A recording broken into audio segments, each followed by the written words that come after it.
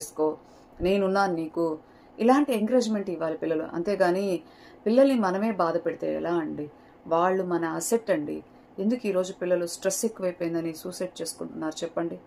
Parents దగ్గర ప్రేమ లేక, ఒక పక్క ఎడ్యుకేషన్ సిస్టమ్ నుంచి వాళ్ళకి ప్రెషర్ వస్తూ, సొసైటీ మార్క్స్ తగ్గిపోతే బాగా చదవలేదనంటే నువ్వు దేనికి పనికిరావంటూ అలా చేస్తే వాళ్ళు స్ట్రెస్ ఫీల్ అవ్వక ఏమవుతారు?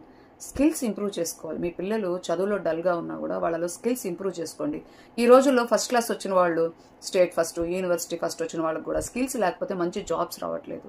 కాబట్టి ఎలన్ మస్క్ని తీసుకోండి. ఎలన్ మస్క్ ఆయన ఎంతవరకు చదువుకున్నాడు? ఎడ్యుకేషన్ ఆయన అంత సూపర్ ఏం కాదు, బట్ ఈరోజు ప్రపంచ ధనికులు ఆయన ఒకడు. సో చదువు ఒకటే కాదు, కానీ ఆ మోటివేషన్ అనేది పేరెంట్స్ దగ్గర నుంచి రావాలి. అంతేగాని నువ్వు ఇంతే, నువ్వు దేనికి పనికిరావు అని పక్కన వాళ్ళతో ఫస్ట్ కంపేర్ చేయడం మానేయాలి. ప్రతి ఒక్కరిలో ఒక స్కిల్ ఉంటుంది. ఆ స్కిల్ని పేరెంట్కే తెలుస్తుంది. దాన్ని చూసి ఎంకరేజ్ చేయండి. అంతేగాని చదువులో డల్ ఉన్నారని చెప్పేసి వాళ్ళని తిట్టడం, అరవడం, అసహించుకోవడం, కంపేర్ చేయడం ఇలాంటివి చేయకండి.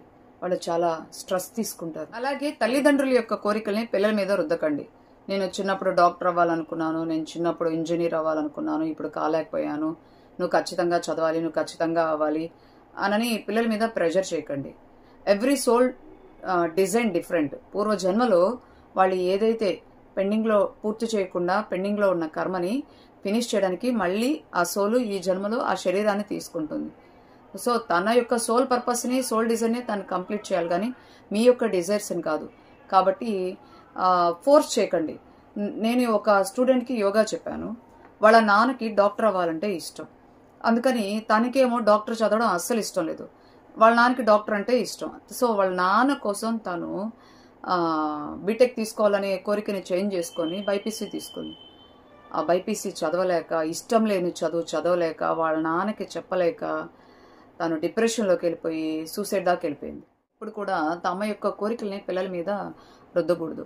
అలాగే పిల్లలు పేరెంట్స్ యొక్క ప్రాపర్టీ లాగా ఫీల్ అవుతూ ఉంటారు. వాళ్ళని కంట్రోల్ చేయడానికి, కమాండ్ చేయడానికి చూస్తూ ఉంటారు. ఎక్కువ వాళ్ళని ఇతరులతో పోల్చడం ఇలాంటివి చేస్తూ ఉంటారు. చూడండి, ఖలీల్ జిబ్రా ఒక మాస్టర్ ఒక మాట అంటాడు, పిల్లలు మీ ద్వారా వచ్చారే కానీ మీకు చెందిన వాళ్ళు కాదు అని.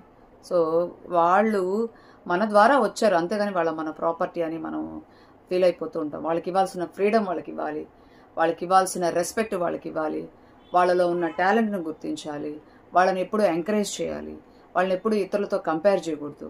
సో అలా మనం బాగా చూసుకుంటేనే వాళ్ళు హ్యాపీగా ఉంటారు. అలా కాకుండా మనం ఎప్పుడు తిడుతూ అరుస్తూ ఉంటే చాలా బాధపడిపోతారు, స్ట్రెస్ ఫీల్ అయిపోతూ ఉంటారు. పేరెంట్స్ హ్యాపీగా ప్రేమతో చూసుకుంటారని నేను ఆశిస్తున్నాను.